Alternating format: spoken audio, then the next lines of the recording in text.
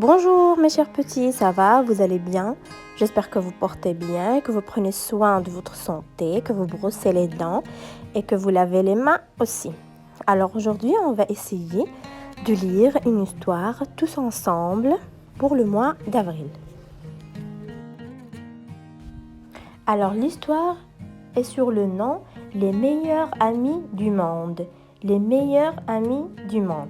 Alors dans cette histoire, on va découvrir l'amitié de deux canards. Et l'amitié de deux canards. Alors écoutez-moi attentivement. Nestor habitait dans une ferme avec sa sœur, ses frères et ses parents. Ils vivaient heureux sans se soucier de leur nourriture. Il avait même oublié comment on s'en procurait, tout comme il avait oublié que les ailes d'un canard peuvent lui servir à voler. Le meilleur ami de Nestor s'appelait Victor, mais Victor, lui, était un canard sauvage. Nestor enviait Victor, car Victor savait voler. « Crois-tu que tu pourrais m'apprendre ?» lui demanda-t-il un jour. « Mais bien sûr, dit Victor, ça me ferait même plaisir. »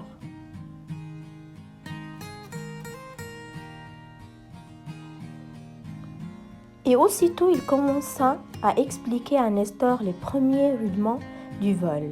Évidemment, il fallut à Nestor un bon moment avant d'oser s'envoler. Mais il y arrivera enfin, et ce fut merveilleux. Jamais Nestor n'avait vu le monde d'aussi haut, jamais il n'avait été aussi heureux.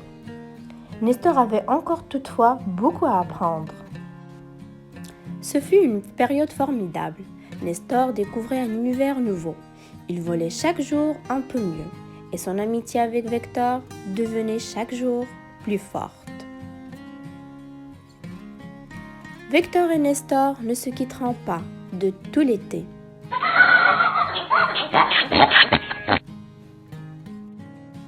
Mais un matin, Nestor trouva Victor en pleurs. « Que se passe-t-il ? Je dois, sanglota Victor. Je dois partir. Ma famille s'envole vers le sud et je dois aller avec eux. On ne pouvait rien y faire. » Nestor et Victor pleurèrent à chaudes larmes et se promirent de s'écrire tous les jours.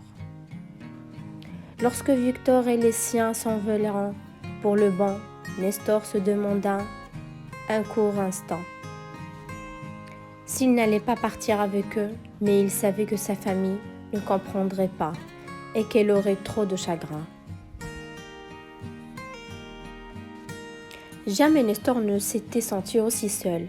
Chaque jour, ils retrouvaient leur coin préféré, la cascade, le vieux moulin, les grands rochers, le pont, et partout il pensait à Victor.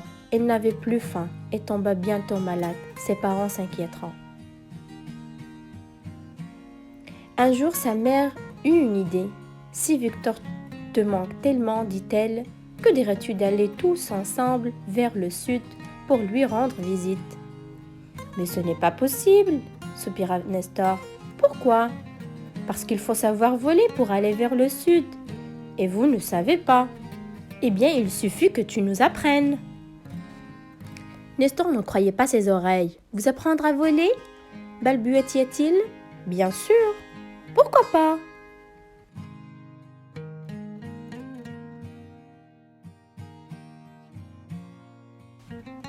Le lendemain matin, Nestor prit un solide petit déjeuner.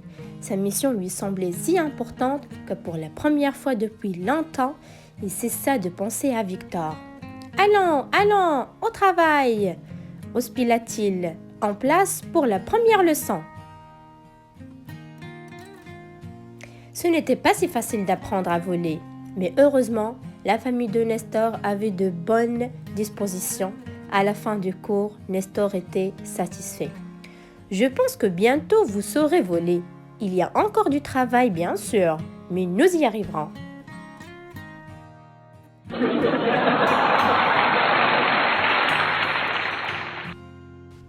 Nestor mit sa famille au régime et imposa à tous une heure de gymnastique quotidienne. Fini les petits gâteaux, fini les chips et le pop-corn. Inspirez, soufflez, inspirez, soufflez.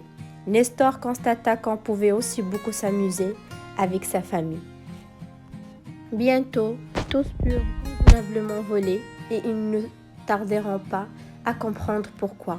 Nestor avait tellement de plaisir à le faire.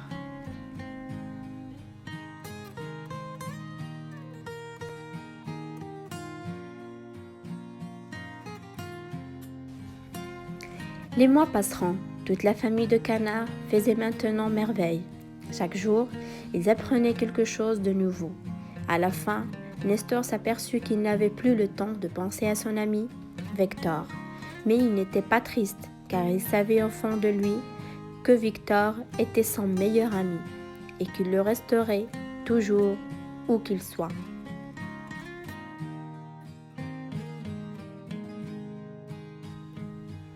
Lorsque le printemps revint, Nestor et les siens étaient devenus une vraie troupe d'artistes. On admirait leurs exploits à travers tout le pays. On les appela les 7 tas du ciel. Parmi eux, il y avait Nestor, son père, sa mère, ses frères, sa sœur. Victor qui était enfin revenu du sud avec sa famille. Les deux amis étaient à nouveau réunis. Ils allaient pouvoir passer un nouvel et merveilleux été ensemble. Donc mes petits canards, je vous laisse continuer de lire ou bien d'écouter, de réécouter l'histoire et surtout n'oubliez pas de partager avec nous votre version de l'histoire, de nous raconter votre version tout simplement. Je vous laisse.